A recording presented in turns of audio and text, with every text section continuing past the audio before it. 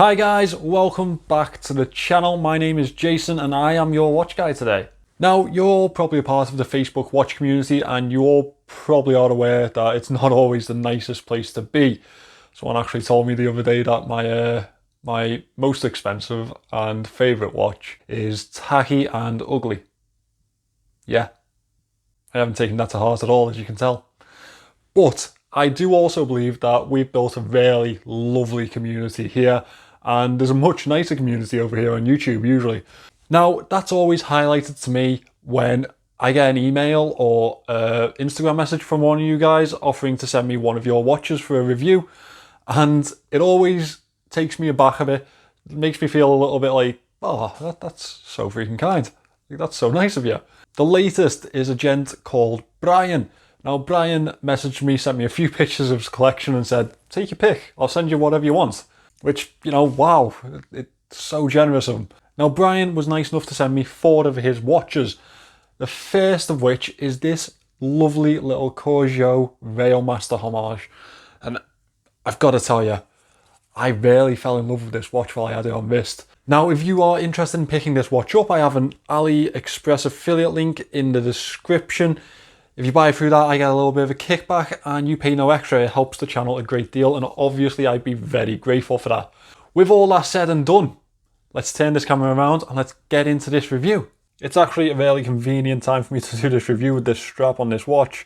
I've just launched an online store. The link's in the description. You can buy these straps on there. I have a couple of options, not very many. I thought it'd be a really great way for me to boost funds to buy more watches for the channel. And obviously, you guys get something out of it too. Now that that's done. So this Corgeut comes in between £60 and £70 on AliExpress. That's on the official Corgeut store. You can pick this up with a Miyota movement or a Seagull movement. Brian has this one with a Seagull movement. It is the Seagull ST1612. It's a 21,600 beats per hour movement. I couldn't really find much more information on this movement itself, but it has seemed to keep really good time while it's been in my company, so no complaints to the movement from myself. The diameter of this watch comes in at 41 millimeters from here to here. It is 11.2 millimeters thick. Lug to lug, it's 47.2 millimeters, and the lugs are 20 millimeter lugs.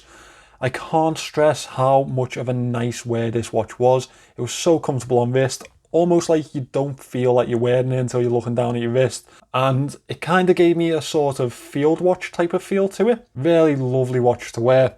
Now the casing is built out of 316L stainless steel. You can see it has a really nice matte blasted effect on the sides and on the bezel here. That is an effect that flows throughout the entire casing.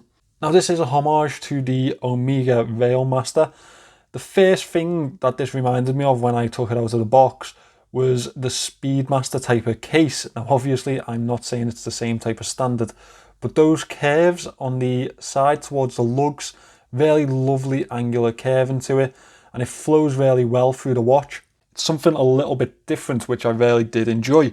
We have a screw down crown to the right of this watch. Now it has a really nice matte effect just like the rest of the case. It is in a sort of gear type of shape. That's what it reminds me of, a cog in a wheel. It is a screw down crown. Some things to mention about the movement. It is hand winding and it is hacking.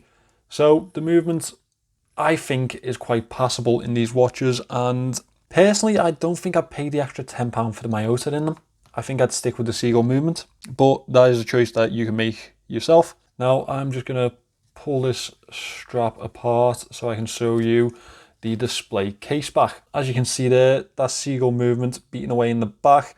It also has some information around the casing there. Now this is a screw down display case back. Now, as well as that screw down case back, we have a sapphire crystal. In this one, I have tested it. It is sapphire. Now, I know you're all wondering what that means for the water resistance. Now, this one is only 50 meters water resistant. It does have that type of dress watch, field watch type of effect to it. So I'm not going to comment too much on the water resistance being so low, but I did expect a little bit more considering that it's a screw down crown and screw down case back. So I don't quite know why it's that low, but it is suiting to this style of watch. Now I'm going to bring you in a little bit closer here so you can see this dial. Now I hope you can see this really lovely textured effect on that dial. I'm trying to catch you in the right type of light to show you. So it's an almost grain wood type of feel to it. I think that's a really nice effect that Corgeut have implemented here. Obviously, we don't really owe that to Corgeut, we owe it to Amiga. It is nice to see that they have carried that on into their design also. As you can see, there are triangular indices around the dial. We have smaller triangles at the 12, 3, 6 and 9 o'clock positions. Then we have sort of elongated triangles at the rest of the hour indices. Now this is a printed dial. The indices, however, are sort of embossed, as you can see there.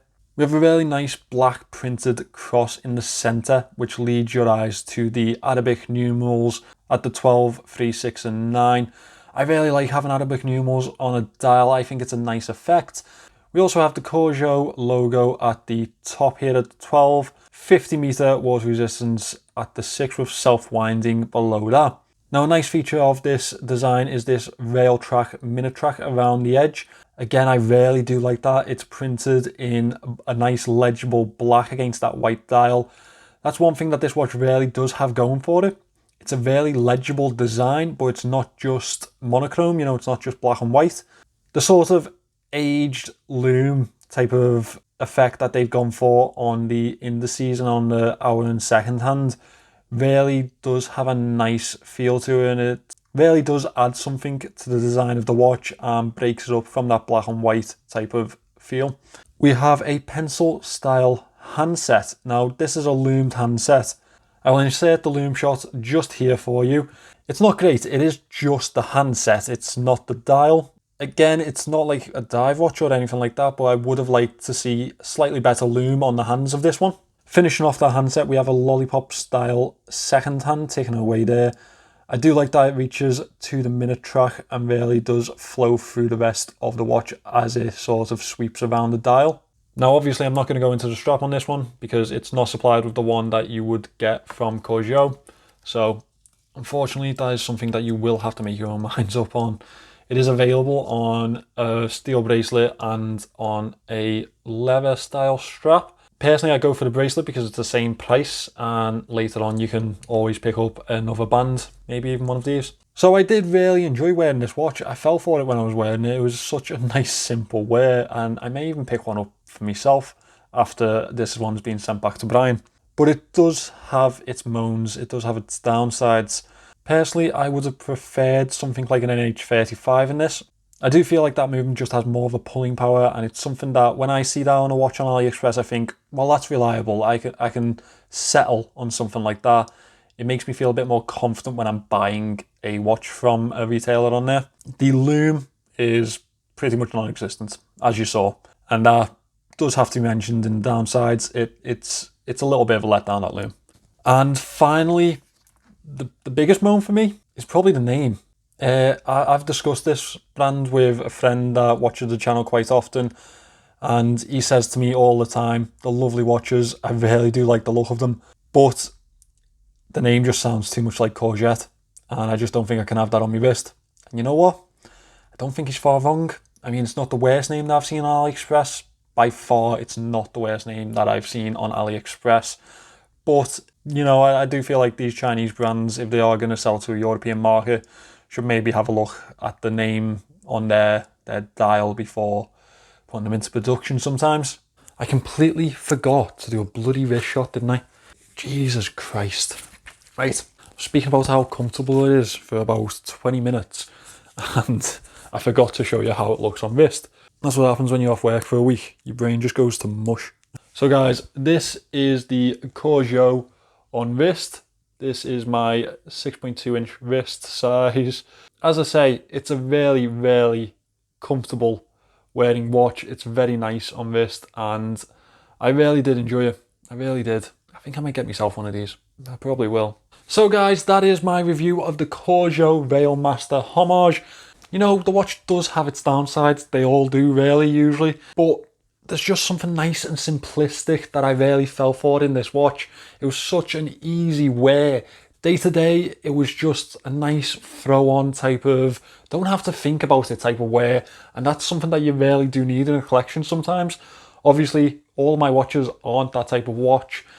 I do have to think about wearing certain watches in certain situations. This one, however, it was just an easy get up and go type of watch. So with all that being said, as I said, the affiliate link is in the description. They're around £60 with the Seagull movement and around 70 with the Miyota movement. If you want to go for the Miyota, fair enough. I'm just not a big fan of them. I think they're a bit too noisy for me. Again, if you want to pick up one of these straps, I have different colours available too, and I have more coming into stock very soon. Please check out that store. Yeah, thank you if you use it. If you don't, thank you for watching. Finally, guys, please subscribe to the channel. Please recommend it to other people. I want to get to 1,000 subscribers before my next birthday, which is January 1st. So that'll be a really nice birthday treat to me.